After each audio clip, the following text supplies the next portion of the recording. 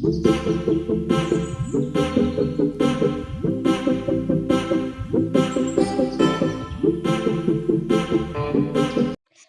ಎಲ್ಲರಿಗೂ. ಈಗಂತೂ ಮಳೆಗಾಲ ಆಗಿರೋದ್ರಿಂದ ಗಿಡಗಳೆಲ್ಲ ತುಂಬಾನೇ ಚೆನ್ನಾಗಿ ಚಿಗುರು ಬರ್ತಾ ಇದೆ. ಇದ್ ನೋಡ್ತಿದ್ರೆ ಬಸ್ಳೆ ಗಿಡ ಸುಮ್ನೆ ಹಾಗೆ ಎಲ್ಲ ಚುಚ್ಚಿಟ್ಟಿದ್ದೆ ಎಲ್ಲ ನೀಟಾಗಿ ಬರ್ತಾ ಇದೆ. ಲಾಸ್ಟ್ ಟೈಮ್ ಟ್ರಿಮ್ ಮಾಡಿ ಇಟ್ಟಿದ್ನಲ್ಲ ಗಿಡಗಳು ಎಲ್ಲ ತುಂಬಾ ಚೆನ್ನಾಗಿ ಚಿಗುರು ಬಂದಿದೆ. ಹಾಗೆ ಇಲ್ಲಿ ನೋಡ್ತಿದ್ದೀರಾ ಎಷ್ಟು ಸಣ್ಣ ಗಿಡದಲ್ಲಿ ಫ್ಲವರ್ ಮೊಗ್ಗಾಗಿದೆ ನೋಡ್ತಾ ಇದ್ದೀರಲ್ವಾ. ಇದೆಲ್ಲ ನೋಡಕ್ ತುಂಬಾ ಖುಷಿ ಆಗ್ಯದ. ನಂದು ಫೇವ್ರೆಟ್ ಒಂದು ದಾಸವಾಳದ ಗಿಡ. ಇದು ವೈಟ್ ದಾಸವಾಳದ ಗಿಡ. ಎಲ್ಲಾನು ಆಲ್ಮೋಸ್ಟ್ ಚಿಗುರು ಬಂದಿದೆ. ಇದು ಯೆಲ್ಲೋ ಕಲರು ದೊಡ್ಡ ಪತ್ರೆ ಗಿಡ. ಎಲ್ಲದೂ ಚಿಗುರು ಬಂದಿದೆ. ತುಂಬಾನೇ ಚೆನ್ನಾಗಿ ಬರ್ತಾ ಇದೆ. ಮೆಹಂದಿ ಗಿಡದಲ್ಲಂತೂ ತುಂಬಾನೇ ಎಲೆ ಬಿಟ್ಟಿದೆ. ಎಲ್ಲ ತೆಗ್ದ್ಬಿಟ್ಟು ಅದನ್ನು ಟ್ರಿಮ್ ಮಾಡ್ಬೇಕು. ಹೇರ್ ಪ್ಯಾಕ್ ಹಾಕೊಳ್ಳೋತ್ತಿಗೆ ನಿಮಗೆ ತೋರಿಸ್ತೀನಿ. ಅಲೋವೆರಾ ಗಿಡ ಭಾರದಿಂದ ಕೆಳಗೆ ಬಿಟ್ಬಿಟ್ಟಿದೆ. ಅದನ್ನು ಈಗ ನಾನು ರೀಪಾಟ್ ಮಾಡ್ಬೇಕು. ಇದು ನೋಡಿ ಸಣ್ಣ ಕಡ್ಡಿ ಚುಚ್ಚಿಟ್ಟಿದ್ದು ಚಿಗುರು ಬಂದಿದೆ. ಹಾಗೆ ಪುದೀನದಲ್ಲೂ ಚಿಗುರು ಬಂದಿದೆ. ಹಾಗೆ ನನ್ನ ಮಗ ದೋಸೆ ಮಾಡು ಅಂತ ಹೇಳಿದ್ರಿಂದ ದೋಸೆಗೆ ನಾನು ಅಕ್ಕಿನ ನೆನೆಯಕ್ಕೆ ಹಾಕಿದ್ದೀನಿ. ನಾನು 3 ಗ್ಲಾಸ್ ಈ ಥರದ್ದು ಗ್ಲಾಸಲ್ಲಿ 3 ಗ್ಲಾಸಷ್ಟು ರೇಷನ್ ರೈಸ್‌ನ ಹಾಕೊಂಡಿದ್ದೀನಿ. ಹಾಗೆ ಅದೇ ಗ್ಲಾಸಲ್ಲಿ ಮುಕ್ಕಾಲ್ಗಿಂತ ಸ್ವಲ್ಪ ಕಡಿಮೆ ಅಷ್ಟು ಉದ್ದಿನ ಬೇಳೆನ ಹಾಕೊಂಡಿದ್ದೀನಿ. ಸೊ ಎಷ್ಟು ಉದ್ದಿನ ಬೇಳೆ ಹಾಕೊಂಡಿರ್ತೀನೋ ಅಷ್ಟೇ ಅವಲಕ್ಕಿನೂ ಸಹ ಹಾಕೊಳ್ತಿದ್ದೀನಿ. ಅರ್ಧಕ್ಕಿಂತ ಸ್ವಲ್ಪ ಜಾಸ್ತಿ ಉದ್ದಿನ ಬೇಳೆ ಹಾಕೊಂಡಿದ್ದೆ ಅಷ್ಟೇ. 3 ಲೋಟ ಅಕ್ಕಿ ಹಾಕೊಂಡಿದ್ನಲ್ಲ ಅದಕ್ಕೆ. ಹಾಗೆ 1 ಮುಷ್ಟಿಯಷ್ಟು ಇಲ್ಲಿ ಕಡಲೆಬೇಳೆನ ಹಾಕೊಳ್ತಿದ್ದೀನಿ. ದೋಸೆ ತುಂಬ ಕ್ರಿಸ್ಪಿಯಾಗಿ ಚೆನ್ನಾಗಿ ಬರಲಿ ಅಂತ ಈ ಥರ ಹಾಕೊಳ್ಳೋದು ನಾನು. ಹಾಗೆ ಒಂದು ಸಣ್ಣ ಸ್ಪೂನಲ್ಲಿ ಮೆಂತ್ಯನ ಹಾಕೊಳ್ತಿದ್ದೀನಿ. ಉದ್ದಿನ ಕಾಳು ಏನಿತ್ತು ಅದ್ರ ಜೊತೆ ಹಾಕೊಳ್ತಿದ್ದೀನಿ. ಹಾಗೆ ಇದೆರಡನ್ನೂ ಸಪ್ರೇಟಾಗಿ ವಾಶ್ ಮಾಡಿಬಿಟ್ಟು 4ರಿಂದ 5 ಟೈಮ್ ವಾಶ್ ಮಾಡಿ ನಾನು ಇದನ್ನು ನೆನೆಯೋಕ್ಕೆ ಹಾಕೊಳ್ತಿದ್ದೀನಿ. ಹಾಗೆ ಇದನ್ನು ಒಂದು 4 ಅವರ್ಸ್ ನೆನೆಯಕ್ಕೆ ಬಿಟ್ಟು ಅದಾದ ನಂತರ ರುಬ್ಕೊಂಡಿದ್ದೀನಿ. ಸಪ್ರೇಟಾಗಿ ರುಬ್ಬಿ ಅದಾದ ನಂತರ ಇದೆರಡನ್ನೂ ನೀಟಾಗಿ ಮಿಕ್ಸ್ ಮಾಡ್ಕೊಳ್ತಿದ್ದೀನಿ. ತುಂಬ ನಯಸ್ಸಾಗಿ ರುಬ್ಕೊಂಡಿದ್ದೀನಿ ದೋಸೆ ಹಿಟ್ಟಿಗೆ. ಇದಕ್ಕೆ ನಾನು ಉಪ್ಪೇನು ಹಾಕಿಡಲ್ಲ, ಹಾಗೆ ಫರ್ಮೆಂಟೇಷನ್‌ಗೆ ಇಡ್ತೀನಿ. ಹಾಗೆ ನಾನು ಬೆಳಗ್ಗೆ ಎದ್ದು ದೋಸೆ ಜೊತೆ ಕುರ್ಮಾ ಮಾಡ್ಕೊಳ್ಳೋಣ, ವೆಜ್ ಕುರ್ಮಾ ಅಂತ ರೆಡಿ ಮಾಡ್ಕೊಳ್ತಾ ಇದ್ದೀನಿ. ಅದಕ್ಕೆ ಸ್ವಲ್ಪ ತೆಂಗಿನ ತುರಿ, ಹಾಗೆ ಸ್ವಲ್ಪ ಸೋಂಪ ಕಾಳು, ನೆಕ್ಸ್ಟು 1ರಿಂದ 2 ಹಸಿರು ಮೆಣಸಿನ್ಕಾಯಿ ಹಾಕೊಳ್ತಿದ್ದೀನಿ. ಇದು ಖಾರ ಇದೆ ಹಾಗಾಗಿ 2 ಹಾಕೊಳ್ತಾ ಇದ್ದೀನಿ. ಹಾಗೆ ಇದ್ರ ಜೊತೆ ಸ್ವಲ್ಪ ಬೆಳ್ಳುಳ್ಳಿ ಹೆಸರು ಒಂದು 5ರಿಂದ 6, 1 ಇಂಚಷ್ಟು ಶುಂಠಿನ ಹಾಕೊಂಡಿದ್ದೀನಿ. ನೆಕ್ಸ್ಟು ಒಂದು 7ರಿಂದ 8 ಗೋಡಂಬಿನ ಹಾಕೊಂಡಿದ್ದೀನಿ. ಜೊತೆಗೆ ಸ್ವಲ್ಪ ಗಸಗಸೆ ಏನಿದೆ ಸೀಡ್ಸ್ ಅದನ್ನ ಹಾಕೊಳ್ತಿದ್ದೀನಿ. ಹಾಗೆ ಇದನ್ನ ನೀಟಾಗಿ ನಯಸ್ಸಾಗಿ ಗ್ರೈಂಡ್ ಮಾಡ್ಕೊಂಡು ತಗೊಂಡ್ಬಂದ್ಬಿಟ್ಟಿದ್ದೀನಿ. ಹಾಗೆ ತರಕಾರಿ ಎಲ್ಲ ಮೊದಲೇ ಹೆಚ್ಚಿ ರೆಡಿ ಮಾಡಿಟ್ಟಿದ್ದೆ. ಬೀನ್ಸು, ಕ್ಯಾರೆಟು, ಆಲೂಗೆಡ್ಡೆ, ಹಾಗೆ ಬಟಾಣಿನ ರಾತ್ರಿನೇ ನೆನೆಯೋಕೆ ಹಾಕೊಂಡ್ಬಿಟ್ಟಿದ್ದೆ. ಅದ್ರ ಜೊತೆ 1 ಟೊಮೊಟೊ, 1 ಈರುಳ್ಳಿನ ಕಟ್ ಮಾಡಿಟ್ಟಿದ್ದೀನಿ. ಗ್ರೈಂಡ್ ಮಾಡಿರೋ ಪೇಸ್ಟ್ನು ಇಟ್ಕೊಂಡಿದ್ದೀನಿ. ಸೊ ಇಷ್ಟು ಮಾಡಿಟ್ಕೊಂಡ್ಬಿಟ್ರೆ ಕುರ್ಮಾ ಮಾಡೋದು ತುಂಬಾನೇ ಈಸಿ. ಸೊ ಫಸ್ಟ್ ಒಂದು ಕುಕ್ಕರಿಗೆ ಸ್ವಲ್ಪ ಆಯಿಲ್ನ ಹಾಕೊಂಡು, ತುಪ್ಪ ಅಥವಾ ಆಯಿಲ್ ಯಾವುದಾದ್ರೂ ಹಾಕೋಬಹುದು. ಒಂದೇ ಒಂದು ಚಕ್ಕೆ, 1-2 ಲವಂಗ, 1 ಏಲಕ್ಕಿನ ಹಾಕೊಂಡು ಅದ್ರ ಜೊತೆ ಸ್ವಲ್ಪ ಜೀರಿಗೆ ಹಾಕಿ ಫ್ರೈ ಮಾಡಿ ಅದಾದ ನಂತರ ಈರುಳ್ಳಿನ ಕಟ್ ಮಾಡಿಟ್ಟಿದ್ನಲ್ಲ ಅದನ್ನ ಹಾಕೊಳ್ತಿದ್ದೀನಿ. ಹಾಗೆ ಇದನ್ನ ಸ್ವಲ್ಪ ಚೆನ್ನಾಗಿ ಫ್ರೈ ಮಾಡ್ಕೋಬೇಕು. ಒಂದು ಸ್ವಲ್ಪ ಕಲರ್ ಚೇಂಜ್ ಆಗಬೇಕು ಅಲ್ಲಿ ತನಕ ಮಾಡ್ಕೋಬೇಕು. ಹಾಗೆ ಪಕ್ಕದಲ್ಲಿ ನೋಡಿದ್ರೆ ಕಡಲೆ ಎತ್ತಿಟ್ಟಿದ್ನೆಲ್ಲ ಚೆಲ್ಬಿಟ್ಟೆ. ಹಾಗೆ ಒಂದು ಸ್ವಲ್ಪ ನೀಟ್ ಮಾಡ್ಕೊಳ್ತಾ ಇದ್ದೀನಿ. ಕಿಚನ್ ಮಾಪ್ ಇರೋದ್ರಿಂದ ಈ ಥರ ಏನಾದ್ರು ಚೆಲ್ಬಿಟ್ರೆ ಕ್ಲೀನ್ ಮಾಡ್ಕೊಳ್ಳೋಕೆ ತುಂಬ ಈಸಿ ಆಗುತ್ತೆ ಕಿಚನ್ ಮಾಪ್ ಇರೋದ್ರಿಂದ. ಹಾಗೆ ಈರುಳ್ಳಿ ಒಂಚೂರು ಫ್ರೈ ಆದ ನಂತರ ಅದ್ರ ಜೊತೆ ಟೊಮೊಟೊನ ಹಾಕ್ಬಿಟ್ಟು ಇದನ್ನ ನೀಟಾಗಿ ಫ್ರೈ ಮಾಡ್ಕೊಳ್ತಿದ್ದೀನಿ.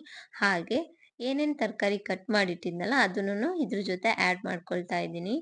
ಆ್ಯಡ್ ಮಾಡಿಕೊಂಡು ಈಗ ಒಂದ್ಸರಿ ಚೆನ್ನಾಗಿ ಮಿಕ್ಸ್ ಮಾಡಿ ಒಂದು ಸ್ವಲ್ಪ ಫ್ರೈ ಮಾಡಿಬಿಟ್ಟು ಇದ್ರ ಜೊತೆ ಅರಿಶಿಣ ಪುಡಿ ಹಾಕೋಬೇಕು. ಒಂದು ಅರ್ಧ ಸ್ಪೂನಷ್ಟು ಹಾಕೊಳ್ಳಿ. ಹಾಗೆ ಧನಿಯಾ ಪುಡಿ ಅರ್ಧ ಸ್ಪೂನಷ್ಟು ಹಾಕ್ಕೊಳ್ತಿದ್ದೀನಿ. ಹಾಗೆ ಸ್ವಲ್ಪ ಕಾಳು ಮೆಣಸು ಪೌಡ್ರನ್ನ ಹಾಕ್ಕೊಳ್ತಿದ್ದೀನಿ. ಈಗ ಮಳೆ ಎಲ್ಲ ಇರೋದ್ರಿಂದ ನೀವು ಕಾಳು ಮೆಣಸು ಹಾಗೆ ಏನು ಬೆಳ್ಳುಳ್ಳಿ ಇದನ್ನೆಲ್ಲ ಸ್ವಲ್ಪ ಚೆನ್ನಾಗಿ ಯೂಸ್ ಮಾಡಿದ್ರೆ ಒಳ್ಳೆಯದು. ಹಾಗೆ ಏನು ಗ್ರೈಂಡ್ ಮಾಡಿಟ್ಟಿದ್ನಲ್ಲ ಪೇಸ್ಟ್ ಅದನ್ನ ಸಮೇತ ಇದ್ರ ಜೊತೆ ಆ್ಯಡ್ ಮಾಡ್ಕೊಳ್ತಾ ಇದ್ದೀನಿ. ಈಗ ಫುಲ್ ಲೋ ಫ್ಲೇಮಿಗಿಟ್ಟು ಈ ಪೇಸ್ಟನ್ನ ಸ್ವಲ್ಪ ಚೆನ್ನಾಗಿ ಬೇಯೋಕೆ ಬಿಡಬೇಕು. ಯಾಕೆಂದರೆ ಇದರಲ್ಲಿ ಹಸಿ ಸ್ಮೆಲ್ ಇದೆಯಲ್ಲ ಅದು ಹೋಗಬೇಕು. ಹಾಗಾಗಿ ಅದನ್ನೊಂದು 2 ನಿಮಿಷ ಚೆನ್ನಾಗಿ ಬೇಯಿಸಿ ಆದ ನಂತರ ಹಾಗೆ ನೀರನ್ನ ಆ್ಯಡ್ ಮಾಡ್ಕೊಳ್ತಿದ್ದೀನಿ. ಗ್ರೇವಿಗೆ ತರಕಾರಿ ಬೇಯೋಕೆ ಎಷ್ಟು ಬೇಕೋ ಅಷ್ಟು ನೀರನ್ನ ಆ್ಯಡ್ ಮಾಡಿಕೊಂಡ್ರೆ ಸಾಕು. ತುಂಬ ಆ್ಯಡ್ ಮಾಡ್ಕೋಬೇಡಿ. ಒಂದು ಸ್ವಲ್ಪ ಎಲ್ಲ ಮುಳುಗುವಷ್ಟು ಹಾಕೊಂಡು ಅದ್ರ ಜೊತೆ ಉಪ್ಪನ್ನು ಆ್ಯಡ್ ಮಾಡ್ಕೊಂಡ್ಬಿಟ್ಟು ಚೆನ್ನಾಗಿ ಮಿಕ್ಸ್ ಮಾಡಿ, ಅದಾದ ನಂತರ ಇನ್ನೊಂದು ಸ್ವಲ್ಪ ಉಪ್ಪೆಲ್ಲ ಬೇಕಾ ಏನು ಅಂತೆಲ್ಲ ಚೆಕ್ ಮಾಡಿಬಿಟ್ಟು ಅದನ್ನೇನಾದ್ರು ಆಲ್ಟ್ರ್ ಮಾಡೋಕ್ಕಿದ್ರೆ ಮಾಡಿಬಿಟ್ಟು 2 ವಿಷಲ್ಸ್ ಬರೆಸ್ಕೊಂಡ್ಬಿಟ್ರೆ ನಿಮಗೆ ಕುರ್ಮಾ ರೆಡಿ ಆಗಿಬಿಡುತ್ತೆ. ಹಾಗೆ ತುಂಬಾನೇ ಈಸಿಯಾಗಿ ರೆಡಿ ಆಗುತ್ತೆ ಈ ಥರ ಮಾಡ್ಕೊಳ್ಳೋದ್ರಿಂದ. ಹಾಗೆ ಅನುಜ್ ಸ್ವಲ್ಪ ಯೂನಿಫಾರ್ಮ್ಸ್ ಎಲ್ಲ ನನಗೆ ಐರನ್ ಮಾಡೋಕ್ಕಿತ್ತು. ಆ ಒಂದು ಪುಟ್ಟ ಬಟ್ಟೆ ಹಾಗೆ ಐರನ್ ಏನು ಅಷ್ಟು ಬೇಕಾಗಲ್ಲ, ಬಟ್ ಸ್ಟಿಲ್ ನಾನು ಮಾಡಿ ಇಟ್ಬಿಡ್ತೀನಿ. ಬೆಳಗ್ಗೆ ಏನೇನು ಬೇಕೋ ಅವನಿಗೆ ಸ್ಕೂಲಿಗೆ ರೆಡಿ ಮಾಡೋಕ್ಕೆ ಅದನ್ನೆಲ್ಲ ರೆಡಿ ಮಾಡಿಬಿಡ್ತೀನಿ. ಹಾಗೆ ರಾತ್ರಿ ನಾನು ಹಿಟ್ಟನ್ನ ಸ್ವಲ್ಪ ಲೇಟಾಗಿ ರುಬ್ಬಿಟ್ಟಿದ್ದೆ, ಆದರೂ ಉಬ್ಬಿದೆ ನನಗೆ. ತುಂಬ ಚೆನ್ನಾಗಿ ಏನಾದ್ರು ಉಬ್ಬಿರಲಿಲ್ಲ ಅಂತೇಳಿದರೆ ಸ್ವಲ್ಪ ಬಿಸಿ ಇರೋ ಜಾಗಕ್ಕಿಟ್ರೆ ಉಬ್ಕೊಳ್ಳುತ್ತೆ ಹಿಟ್ಟು. ಹಾಗೆ ನೋಡಿದ್ರಲ್ಲ ಬೌನ್ಸಿಯಾಗಿ ಆಗಿದೆ. ಇಷ್ಟು ಸಾಕಾಗುತ್ತೆ ನನಗೆ. ಹಾಗೆ ನಾನು ಉಪ್ಪೇನು ಹಾಕಿಟ್ಟಿರಲ್ವಲ್ಲ ನೈಟು, ಈಗ ನನಗೆ ದೋಸೆಗೆ ಎಷ್ಟು ಬೇಕು ಹಿಟ್ಟು ಅಷ್ಟನ್ನ ತೆಗೆದ್ಬಿಟ್ಟು ಅದಕ್ಕೆ ನಾನು ಸ್ವಲ್ಪ ಉಪ್ಪನ್ನ ಹಾಕಿ ದೋಸೆನ ಹುಯ್ಕೊಳ್ತೀನಿ. ಹಾಗೆ ಉಳಿದಿರೋ ಹಿಟ್ಟನ್ನ ಫ್ರಿಜ್ಜಲ್ಲಿ ತೆಗೆದಿಟ್ಬಿಟ್ಟು ನೆಕ್ಸ್ಟ್ ಡೇಗೆ ನಾನು ಪಡ್ಡೂನ ಮಾಡ್ಕೊಳ್ತೀನಿ. ಬೇಕು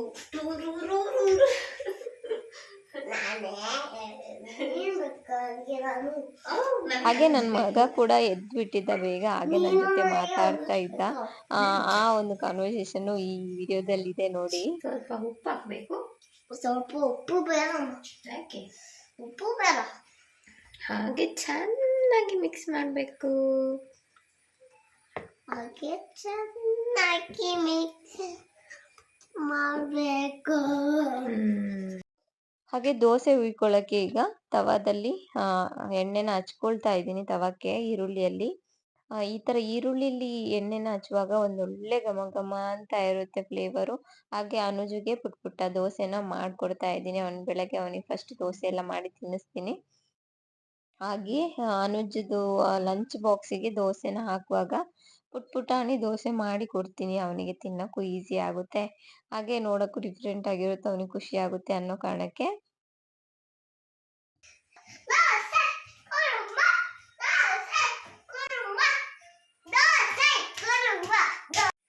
ಹಾಗೆ ಇಲ್ಲಿ ಕುರ್ಮಾ ಕೂಡ ರೆಡಿ ಆಗಿದೆ. ತುಂಬಾನೇ ಖುಷಿ ಪಟ್ಟು ಎಲ್ಲ ತಿಂಡಿಗಳನ್ನು ತಿಂತಾನೆ. ನಿಮ್ಮನೇಲೂ ಹೀಗೇನಾ ಅಂತ ಕಮೆಂಟ್ ಮಾಡಿ ಹೇಳಿ. ಹಾಗೆ ನಾನು ನನ್ನ ಹೇರಿಗೆ ಸ್ವಲ್ಪ ಏರ್ ಗ್ರೋತ್ ವಾಟರ್ ಪ್ರಿಪೇರ್ ಮಾಡಿ ಅಪ್ಲೈ ಮಾಡ್ಕೊಳ್ತಾ ಇದ್ದೀನಿ. ಈಗ ನಾನು ಯೂಸ್ ಮಾಡ್ತಿದ್ದೀನಲ್ಲ ಈ ಬಾಟಲ್, ಇದರಿಂದ ಅಪ್ಲೈ ಮಾಡೋಕ್ಕೆ ತುಂಬ ಈಸಿ ಆಗ್ತಾಯಿದೆ. ಡೈರೆಕ್ಟ್ ಸ್ಕ್ಯಾಲ್ಪಿಗೆ ಅಪ್ಲೈ ಮಾಡ್ಬೋದು.